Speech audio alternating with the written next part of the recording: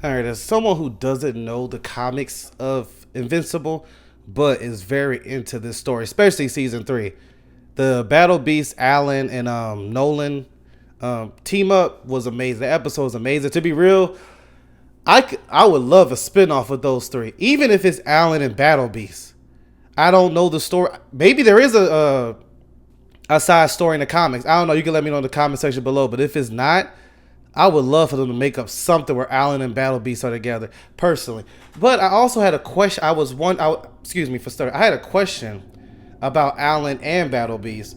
Was especially more on Alan. How strong is he really? Someone told me, and after seeing this show, someone told me that Alan was nerfed in the TV show compared to the comics, and I was like, really?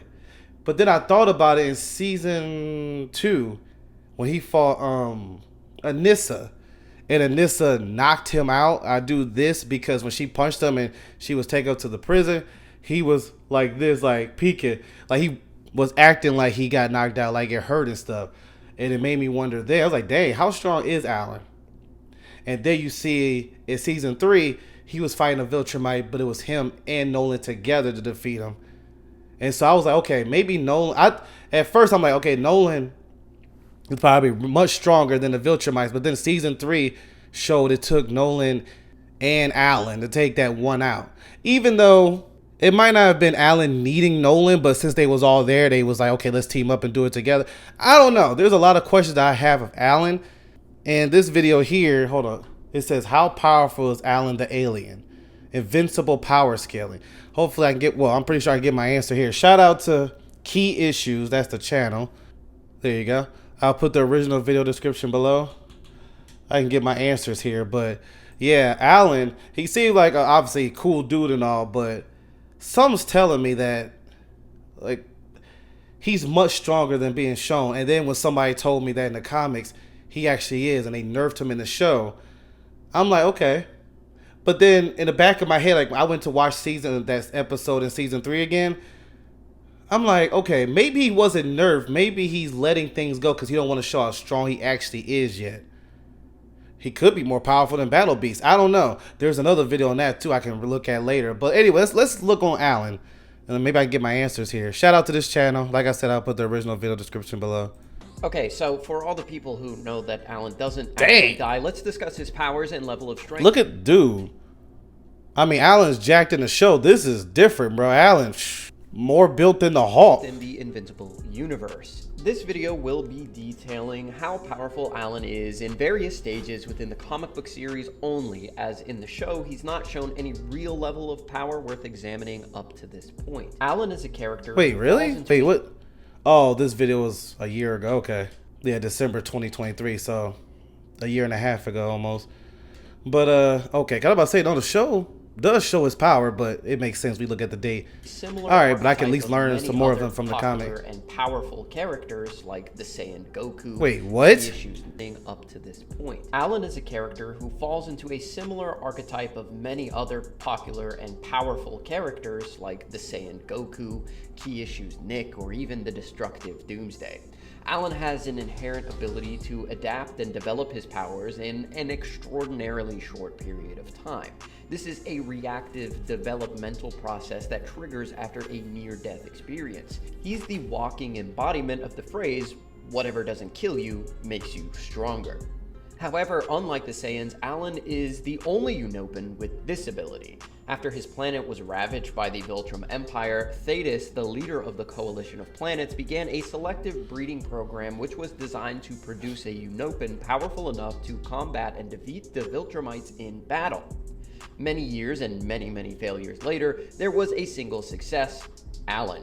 Despite the fact that Alan was almost the strongest warrior in the coalition and maybe even the entire planet, he did not live up to the goals set before him and was no match for the Viltrumite warriors, so he too was deemed a failure and relegated to searching the cosmos for anyone strong enough who could help the coalition battle the Viltrumites.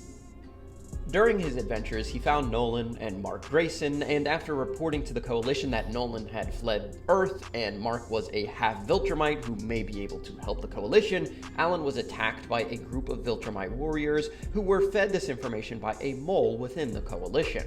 Alan was viciously beaten, torn limb from limb, eviscerated, and left for dead. However, the Coalition was able to save him, just barely. He is strapped into a fancy space healing machine and left in a coma for months. When he wakes up, things have changed a bit. He's now the size of 5 Brock Lesnar's, or roughly jacked, 1 Land taller and huge. Change? Yep. Yep. Big change. Due to his ability to adapt and rapidly grow in strength after nearly being killed, Alan's powers are amped to insane That's like that Dragon Ball levels. Z Saiyan Phase tells Zenkai boost. Alan that they believe he could be near the level of Viltrumite strength and invulnerability. At this point, not even attacks from the Immortal hurt Alan, and Mark claims that he could rip the Immortal in half if Alan really wanted to. Alan goes even further and says that Mark wouldn't stay. That is a character. I gotta make a video on it, but that is a character in this show. Bro, it's come to the point where I just feel bad for the dude. Immortal, this dude can't catch a break in battle. Everybody is stronger than him. Everybody in the show that's meaningful, like Mark, Alan, etc., Omni-Man, he cannot. And now it was the Molar twins, and it was like, bro, can Immortal best anybody? And then you see Mark, spoiler, go into the future, and we saw that situation. It came to the point I'm just looking at Immortal like, bro, imagine being immortal and you can't best anybody that matters, I should say. It's got to the point. Season 3, I just feel bad for the dude. And chance against his new and improved physique. And Alan would need to put that physique to the test, as on his way back to the Coalition, he is intercepted by a Viltrum scout and battles her, making her bleed and not taking any damage whatsoever from her attacks. This Viltrumite was Anissa, someone who was able to overpower Mark at one point, so Alan wasn't lying about his newfound strength. Anissa is in disbelief over Alan's power, even stating that one of her former husbands couldn't even hit that hard. I wonder if she was married to the very powerful and very well-known Viltrumite John Jones. But anyway, instead of demolishing her and the others, Alan allows himself to be captured. Yeah, see, that's the part I was talking about. And remains there willingly. While he's in prison, we're given statements saying I love that their relationship. It was short, but their walls can't hold him. I would love his own story with Alan, Nolan, and Battle Beast. Willingly. While he's in prison, we're given statements saying that their shackles can't contain him, their walls can't hold him, nothing within the prison could keep him there other than himself. Again, this is a Viltrumite prison. Omni-Man was being held and tortured there with no hope of escape. However, Alan could waltz out the front door at any time he wanted to. But he didn't want to. He wanted to recruit Omni-Man, so he spent months there while the prison guards tried everything they could to execute him. But nothing could kill Alan. Hell, nothing could even hurt him. Eventually, the Viltrumites returned to finally execute Nolan, and this is where Alan took his opportunity. He, Battle Beast, and Omni-Man force a prison break and get into a battle with the Viltrumites sent to end their lives. In this battle, Alan is easily the strongest. Not even the mighty Battle Beast, the Scourge of the Twin Galaxies, was impressive as Alan. When the Viltrumites attacked Battle Beast, they could hurt him, even make him bleed, but not Alan. Battle Beast is so incredibly powerful that he was able to fight against the strongest Viltrumite of all time for a week straight, both seemingly the equal of the other. While these Viltrumite executioners could hurt both Battle Beast and Omni-Man, their attacks were futile against Alan. And these weren't insignificant, weak Viltrumites because their power levels do vary. One unnamed agent of the Empire is stated to have trained with the best, he was strong, and he had the potential to be the pride of their people, possibly the second strongest Viltrumite alive other than Grand Regent Thrag, but Alan burst his head like a watermelon with one too many rubber bands around it. Now, Omni-Man came in and helped with this punch, but just prior to I this, really think Nolan those times we punched saw this Alan dude get in the face hit with all in his the might show and didn't didn't really single affect scratch. him. What caused this dude's head to explode was not the combined strength of Omni-Man and Alan, it was all Alan. Omni-Man is even shocked to see how strong Alan is. He can hardly believe it. So, how strong is Alan really? Can he destroy islands, continents, moons, planets? How strong is Alan? Well, During the Viltrumite War, It makes you Alan, think too, alongside if Alan goes through another near-death experience and comes back, how much bigger and stronger this dude would be. That's another thing. I don't know the story. Maybe that's happened. I don't know the comic story, so that's one thing in the show I'm looking forward to Mark, seeing. Nolan, Oliver, Tech Jacket, Thetis, If and that ever Space happens. Racer battle the Viltrumites, hoping to end their reign of terror permanently.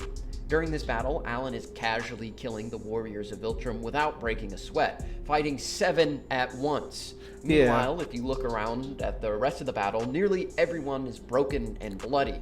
Eventually, Space Racer, Mark, Nolan, and Thetis team up to I don't destroy think the Alan planet was going Viltrum. his full. When I mean, his calculated, full each character potential in the show, unless what the person told me in the comments that in the show Alan is nerfed. Unless that's true, Alan was just letting stuff happen to him in season 3, and it didn't really affect him. was outputting roughly 0.567 zetatons. I guess we'll find out later. Or enough energy to destroy a small planet. That's For us who each don't know the person. show. Not to mention, who don't know the each one of comic. them did this after a long, arduous battle against other Viltrumites relative to their strength. So none of them were even at full power when they destroyed the planet, and they're still each small planetary.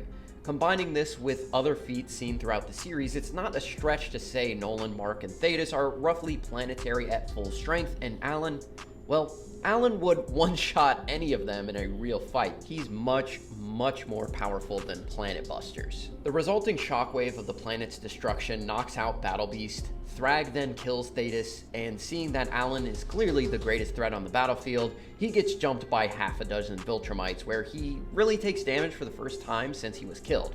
But he wasn't just jumped by randoms. He was being assaulted by the top 1% of the Viltrum Empire. These are the same Viltrumites who would later jump Thrag and do the same to him, so it's not really an anti-feat. Okay.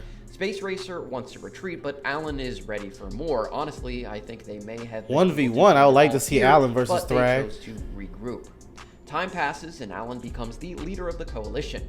As leader, he wants to use a new iteration of the Scourge virus on Earth to kill off the Viltrumites hiding there, but it may also kill every human.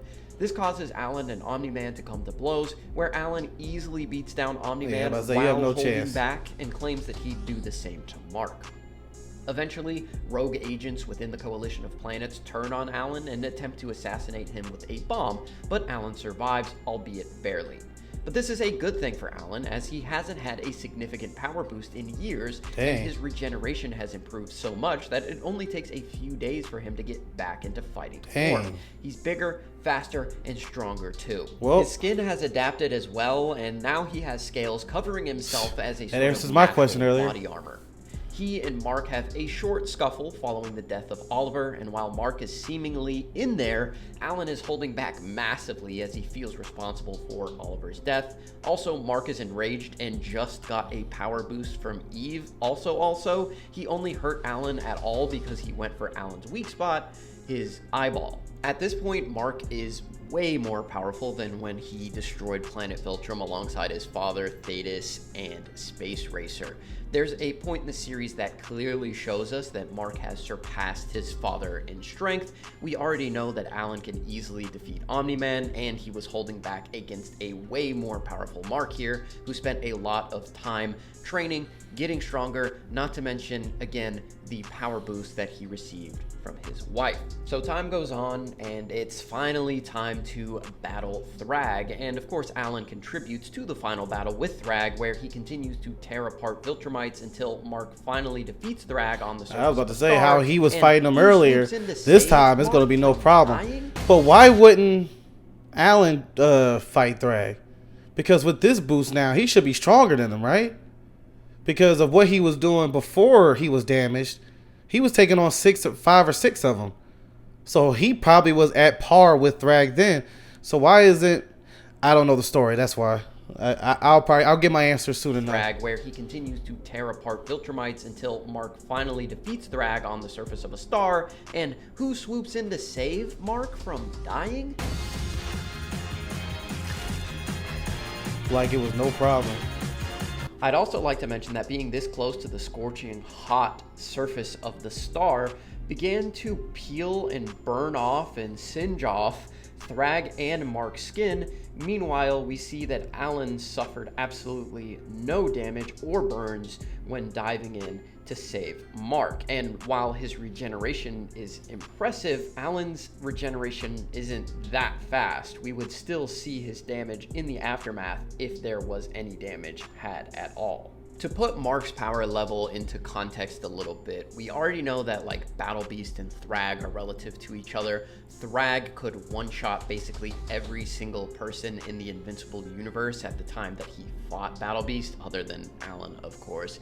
So Mark had to become way more powerful to even contend with Thrag at all. But something to keep in mind is that Thrag is not a static character either. From his fight with Battle Beast to his ultimate death, he becomes way more powerful in that time period.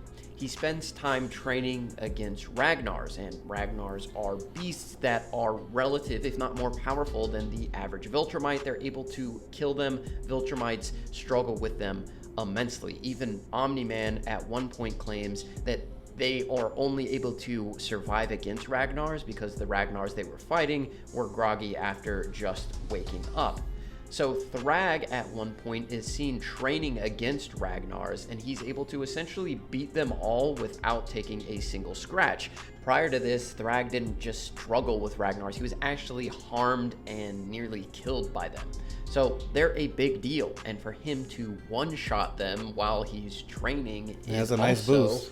A massive deal. Clearly, And not Thrag just one, he has did become multiple. more powerful, and obviously Mark would have to become much more powerful to even fight with this extremely powerful version of Thrag. And the reason I say all of this is because decades go by, and eventually Alan and Mark come to blows, and Mark ends up winning, but no one is seriously injured in their battle. So by this point, both should be far and away more powerful than Thrag was at his peak. And with all the massive Zenkai boosts that Alan gets, it's kind of hard to pin down where he ends up.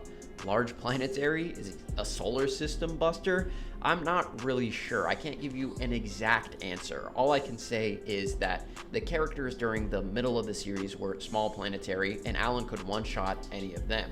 They become so much more powerful that Thrag and Mark are able to one-shot characters around that small planetary level, and then even more time goes by, Alan becomes stronger, Mark becomes stronger, and they're somewhat relative to each other. Neither is able to really harm the other. Mark is able to come out on top. So it's hard to give you a straight answer. I think they're way more powerful than planetary, but do they get up to solar system? Do they get up to like multi-galaxy? Who knows? Hopefully with some more time, maybe some guidebooks, wink wink, that eventually come out, or some additional one-shots, we can get more calculations to really put their final power levels into I'm interested in seeing perspective. it But in right the now, progression of the essentially show. they are 2 to 3 times more powerful. The strength of than Alan talking was about. in the middle of the series, where he was able to one-shot small planetary level characters. As for speed, Alan is relative to the fastest Viltrumites, who top out at thousands of times faster than the speed of light. Omni-Man is able to fly from the Virgo supercluster over 65 million light years away in just 2 weeks. The Viltrumite warships are as fast, if not faster, than Omni-Man's flight speed, and Alan was able to dodge one of their ships. His powers, of course, include regeneration, adaptive power levels and abilities, flight, telepathy, and the ability to survive in space without any gear. Overall, Alan, depending on his number of near-death experiences, could end up being the most powerful being ever, point blank, period. Even stronger than Mark at his full potential. I don't even see it getting any better for him. Ever really get there, he did end up becoming the second most powerful character in the entire series by the end. Stronger than Thrag, stronger than Omni-Man, stronger than Battle Beast. Not bad for a humble Unopin. And that's all I've got for you guys today. Thank you so much for watching.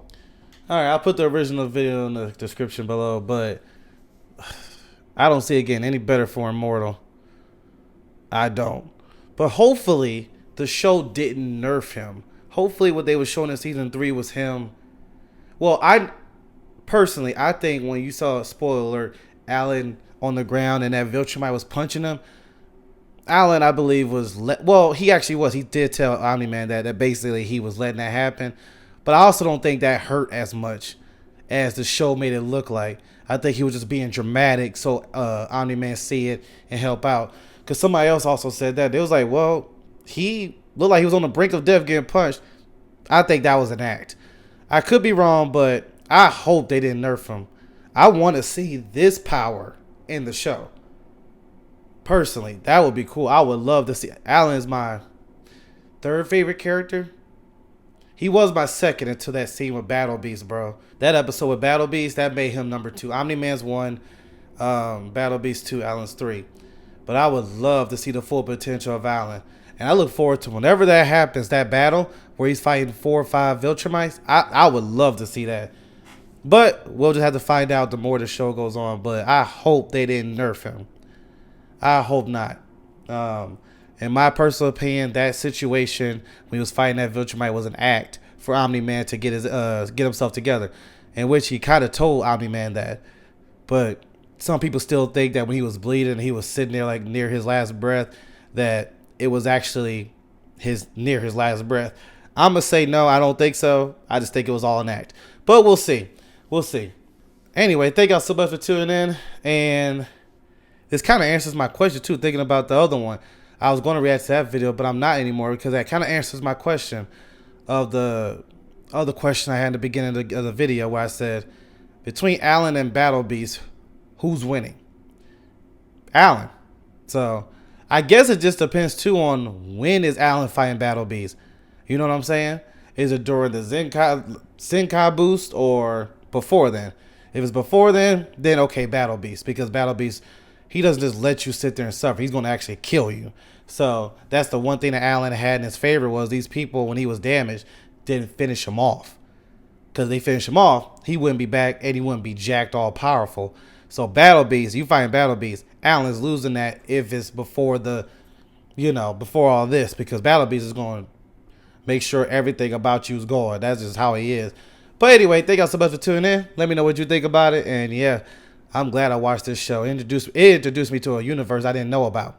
I didn't really know about the Invincible universe. I seen it at bookstores, like on a shelf, but I always walked by it and never really paid attention. That and The Boys. And then I got introduced to The Boys through the show. So shout out to Amazon releasing all this. But thank y'all so much for tuning in. I'll see you later.